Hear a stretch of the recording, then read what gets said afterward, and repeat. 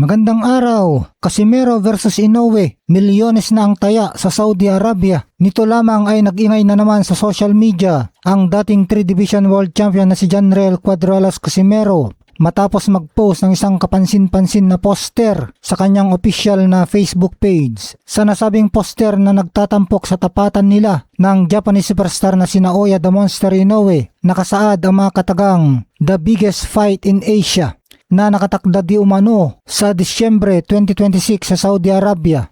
Bukod dito, hayagan din nakalagay sa poster na mayroong paunang bayad na milyones si Casimero para sa laban na ito. Mas lalo pang naging mainit ang usapan dahil sa pampatama, ngunit kumpiyansang kapsyon mismo ni Casimero, "Pikit muna mata nyo, mga iyakin." Dahil mismo si Casimero ang nagbahagi nito, marami sa mga boxing fans ang naniniwalang tunay na nakakuha na ito ng down payment at formal nang naikasa ang isa sa pinakaabangang sagupaan sa larangan ng boxing. Si Turkel Alshik ba ang nasa likod ng mega fight dahil nakalagay na gaganapin sa Saudi Arabia ang tunggalian? Malakas ang espekulasyon na ang chairman ng General Entertainment Authority ng Saudi Arabia na si His Excellency Turkel Alshik ang nagpondo at nagtulak sa mega trending na laban na ito. Kung si Alshik nga ang nasa likod nito, hindi na nakapagtatakang umabot sa milyon-milyon ang garantisadong premyo ng Filipino fighter na si Casimero. Ayon sa mga umiikot na balita at usap-usapan sa boxing community, $2 million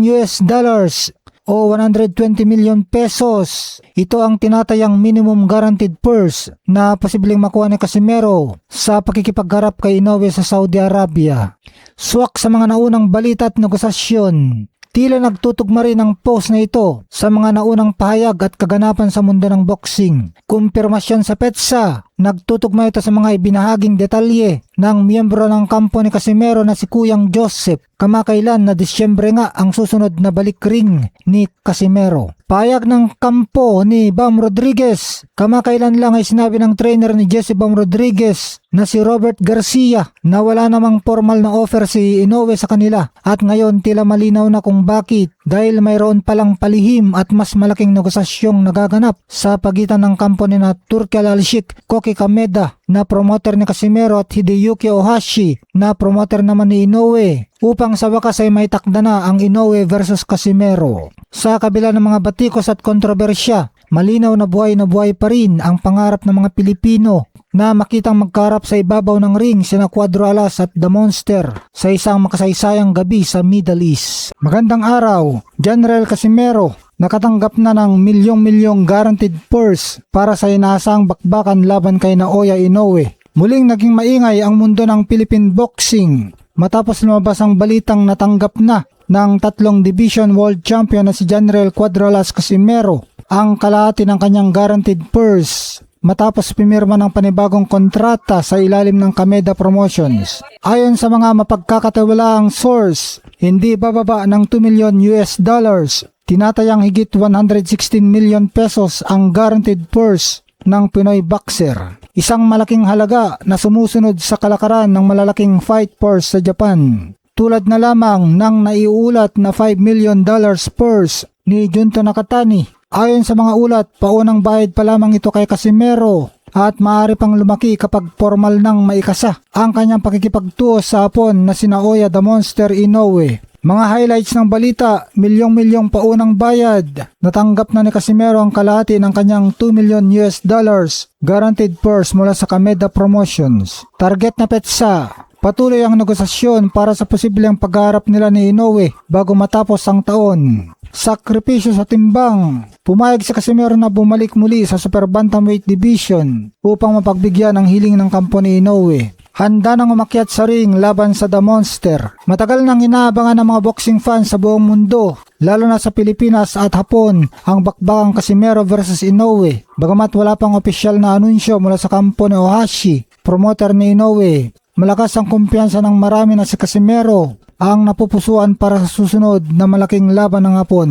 Pumayag ng ating kababayan na bumaba muli ng timbang sa Super Bantamweight para lamang matuloy ang bakbakan nila ng tinaguriang The Monster ng Japan. Kung sakaling matuloy ang naturang tunggalian, inaasahang ito ang isa sa pinakamalaking fight purse at pinaka-inaabangang showdown sa larangan ng boxing ngayong taon. Magandang araw, 120 million pesos ang offer ni Inoue kay Casimero para sa tapatan nila. Kung makakalaban pala ni Janriel Casimero si Naoya Inoue, ang potential pala na ibabayad sa kanya ay $2 million o 120 million pesos. Napakalaki nito, mas malaki ito kumpara sa kabuuang kinita ni Casimero sa buong karera niya sa boxing. Kaya napakalaki ng interes ng mga fighter kasama na si Casimero na makalaban si Inoue dahil sa napakalaking pera o payout. Si Naoya Inoue kumikita siya ng $25 million bawat laban sa Japan, kaya hindi na niya kailangan pang dumayo sa Amerika. Nung nakalaban ni Junto Nakatani si Inoue, kumita si Nakatani ng $5 million. Kaya ang tansya, kung si Casimero ang napalaban kay Inoue, ay kikita si Casimero ng 120 million pesos. Dahil dito kaya tuloy-tuloy lang ang paghahamon ni Casimero kay Inoue. At malaking tulong din ang Daring Magazine na pag-aari ni Turki Al-Sheikh dahil sa palagiang pagpopos nila tungkol kay Casimero. Kaya siguradong laging napapansin ito ng kampo ni Naoya Inoue. Magandang araw! Panibagong teaser mula kay Cuadro Alas nagpainit sa boxing fans. Muling naging maingay ang mundo ng Philippine at international boxing matapos mag-post ang dating multi-division world champion na si Janriel Cuadro Alas Casimero sa kanyang official na Facebook account.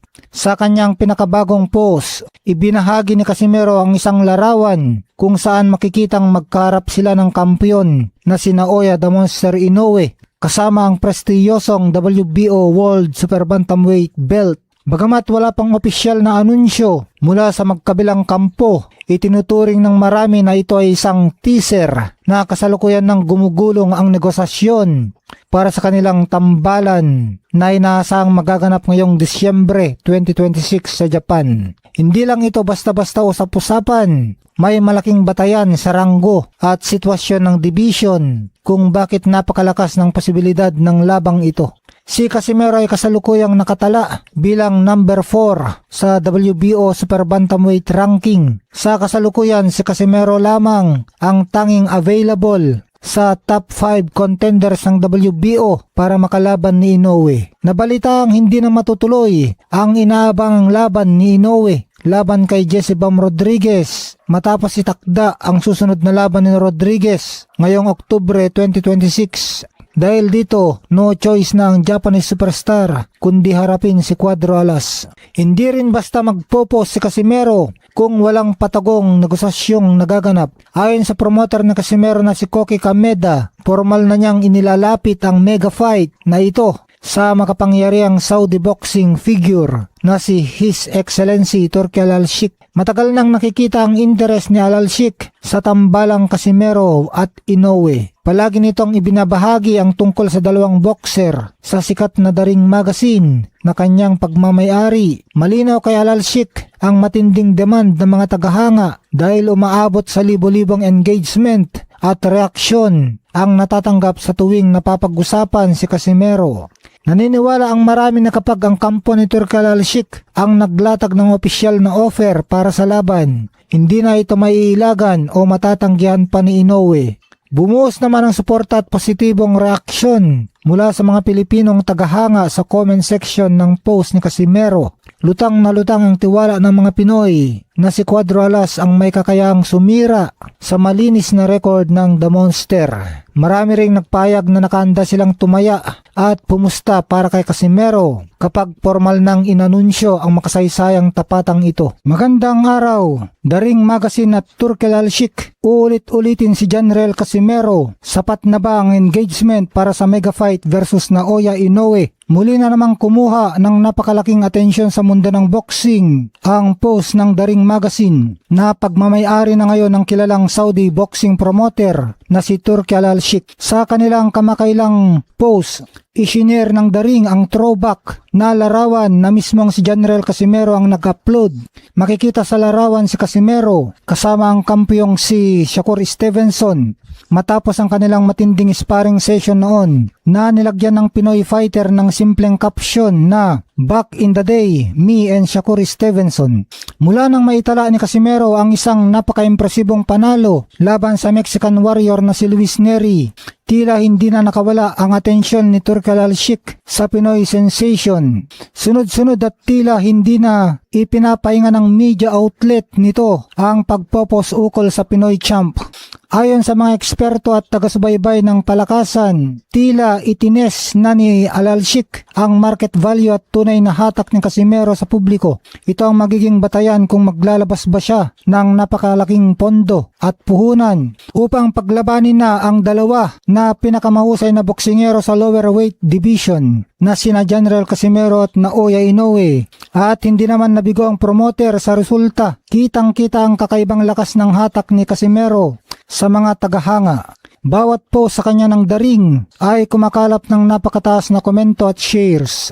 Lalo at masigit pa kumpara sa ibang sikat na boksingero tulad ni Naoya Inoue o Bam Rodriguez. Sa comment section, isang laban lang ang hinihingi ng mga tao, General Casimero versus Naoya Inoue. Ayon sa maraming veteran analysts at boxing experts, bagamat patuloy na itinutulak ang pangalan ni Jesse Bam Rodriguez, naniniwala silang lalamunin lamang ng bilis at pambihirang knockout power ni Naoya Inoue ang mas maliit na si Rodriguez. Ganon din kay Casimero. Tingin nila na pagkain lang din ni Casimero itong si Rodriguez. Kaya dapat ay si Casimero at Inoue ang magharap dahil inaasahang magiging lubhang dikit, peligroso at tapatan ng pantay na tsansa na siguradong makakahatak ng milyong-milyong manonood sa buong mundo ang labanan ni Casimero at Inoue. Dagdag pa sa init ng usapin, muling naitampok ang naging payag ni Shakur Stevenson ukol sa naudlot na laban ni Inoue at Casimero noong taong 2021.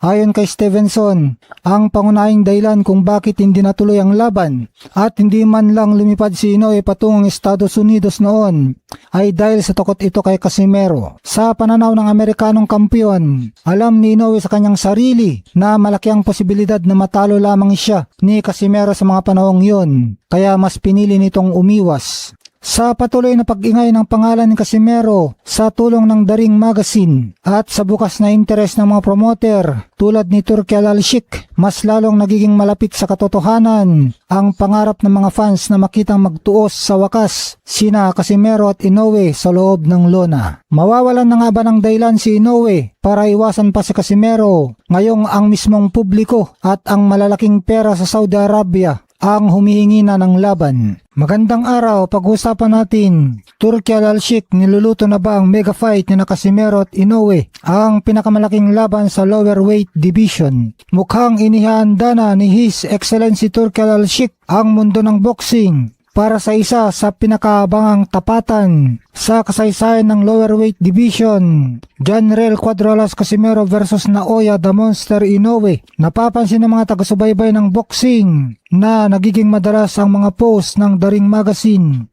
na pagmamayari na ngayon ni Al-Sheikh patungkol kina Casimero at Inoue. Lalo pang umaayon ang pagkakataon para sa Filipino champion matapos maiulat na hindi na matutuloy ang pinaplanong mega hit sa pagitan ni Inoue at Bam Rodriguez sa Pebrero 2027. Kasunod ng pagkakaroon ni Rodriguez ng nakatakdang laban sa huling bahagi ng taon. Si Casimero ang nangungunang pambato sa mga natitirang contender sa Super Bantamweight Division. Si Casimero ang may pinakamalakas na hatak sa publiko. Sa katunayan, kapansin-pansin, mas matataas ang engagement at reaksyon sa mga social media posts ng Daring Magazine tuwing tampok si Casimero kumpara sa ibang boksingero, kabilang na si Inoue. Bukod sa popularidad, may solidong resibo si Casimero sa loob ng ring. Ang kanyang dominasyon kay Luis Nery. Si Luis Nery ang kauna-unang boksingero na nakapagpabagsak kay Inoue. Subalit na makatapat ni Casimero si Nery, itinuring ito ang isang masterclass na pagwasak. Mas mabilis at brutal na tapos ni Casimero kay Nery kaysa kay Inoue. Tinapos ni Casimero si Nery sa round 4 pa lamang habang pinabagsak ito ng 6 na beses. Mas mabilis ito kumpara sa round 6 stoppage ni Inoue kung saan 2 beses lamang niya na ipabagsak si Nery. Dahil dito muling ipinaalala ni Casimero ang kanyang kataga. Kung talagang ayaw akong labanan ni Japanese Turtle, okay lang. Dahil sa pagtalo ko kay Nery ng ganong kabrutal, parang tinalo ko na rin si Inoue. Ang interes ni Turkel Al-Sheikh at ang what if, hindi rin may tatago ang matinding interes ni Turkel Al-Sheikh sa matchup na ito. Kamakailan ay nagpost pa ito ng tanong sa publiko, ano kaya ang naging resulta kung natuloy ang naudlot na laban ni Casimero at Inoue noong Abril 25, 2020 sa Las Vegas. Ang pagiging curious ni Al-Sheikh ay malinaw na indikasyon na nakikita niyang kompetitibo at kapanapanabik ng tapatang ito. Di tulad ng ibang nakalaban at natitirang mga contender sa super bantamweight na tila kulang sa ingay at predictable ang resulta. Ang pagharap ni Inoue at ng angas ng Pinas lamang ang nagbibigay ng totoong banta at excitement sa mga tagahanga.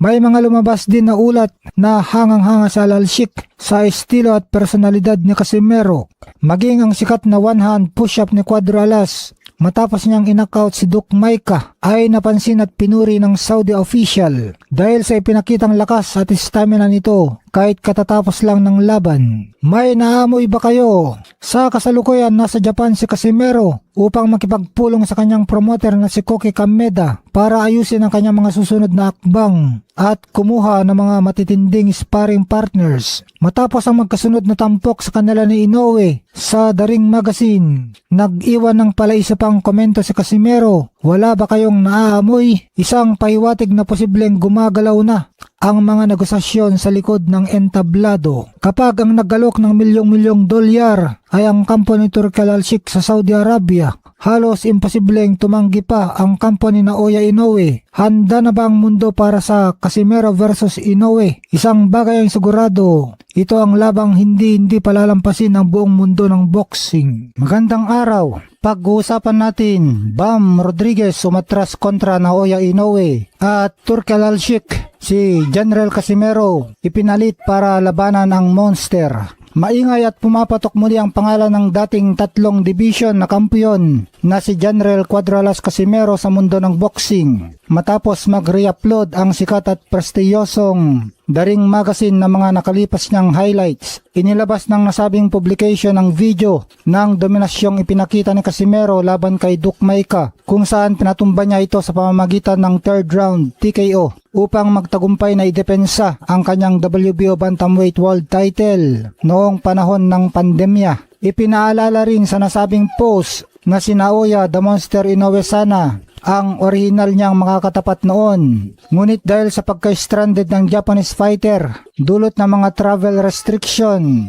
kaya kay Duke Maika na ibuhos ng Pinoy pugilis ang kanyang bagsik. Samantala, General Casimero dinomina ang social media, hindi lang sa loob ng ring na nalasa si Casimero, kundi maging sa mga reaksyon ng mga tagahanga. Dinagsa ng libo-libong suporta ang post ng The Ring Magazine na pumalo agad sa mahigit na 5,500 na likes, 543 comments at 235 shares sa loob lamang ng isang oras. Di hamak na mas mataas ito kumpara sa engagement ng mga pinopost nilang heavyweight fighters at iba pang sikat na international na boksingero. Sa katunayan, nang mag-post ang The Ring Magazine tungkol sa pagbabalik training ni Inoue, hindi man lang ito umabot sa 1,000 likes sa parehong durasyon. Naging usap-usapan din muli ang iconic na one-hand push-up celebration ni Casimero matapos patumbayin si Maika. Nag-iwan ito ng malaking tanong sa mga fans. Ano kaya ang magiging selebrasyon ng Pinoy pag uwi niya ng panalo, sakaling matuloy at magwagi siya laban kay Inoue? Samantala, ang mismong si Casimero ay nag-iwan ng pahiwatig na sa nasabing pagbida sa kanya ng magazine sa pamamagitan ng kanyang signature na hirit. Wala daw ba kayong naaamoy? Ang payag na ito ay lalong nagpainit sa mga espekulasyon na may malaking negosasyon ng nagaganap. Sinasabing ang sunod-sunod na tampok kay Casimero sa mga sikat na media outlet ay isang uri ng market test mula sa kampo ni Turkel Al-Sheikh upang sukatin ang tunay na hatak at interes ng publiko bago ilatag ang $1,000,000 na pondo para sa mega fight sa Saudi Arabia ni na General Casimero at Naoya Inoue. Samantala, umatras si Bam Rodriguez daan para kay Casimero lumuwag. Lalo pang tumaas ang tsansa na matuloy ang Casimero versus Inoue matchup dahil sa mga pinakabagong kaganapan sa division. Ayon sa mga uling ulat, tila hindi na matutuloy ang pinaplanong sabong sa pagitan ni Inoue at Jesse Bam Rodriguez para sa Pebrero dahil nakatakdang lumaban si Rodriguez sa uling bahagi ng taon, Oktubre o Nobyembre, dahil nabakante ang slot para sa sunod na mga katapat ng Hapon. At napatunayan na ng kampo ni Alalshik ang napakalakas na suporta at ingay ng kanyang likhain ni Casimero sa mga fans. Wala nang iba pang mas maganda at mas kapanapanabik na itapat kay Inoue kundi ang Pinoy Quadro Alas. Nakaanda na umano si Turki Alalshik na pondahan ang napakaaktibo at explosive na bakbakang ito na matagal nang inaasam ng buong mundo ng boxing. Magandang araw. Mainit na naman ang usap-usapan ngayon sa boxing world dahil ang sunod-sunod na post ng sikat na ring magazine ng video ni General Casimero. Ito ngang bago ngayon ay ang video ni General Casimero kung saan pinaluhod at dinurog niya si Duke Maika. Talagang sunod-sunod ang pag-post ni Turki Alalshik patungkol kay Casimero. Buhat nung tinalo at dinomina nito si Luis Neri. Malinaw na senyales ito na talagang humanga ang Saudi Boxing Big Boss sa angas ng Pinas. At nakikita niya na si Casimero lang ang natatanging boksingero na makakapagbigay ng totoong bakbakan at magandang laban kay Naoya the Monster Inoue.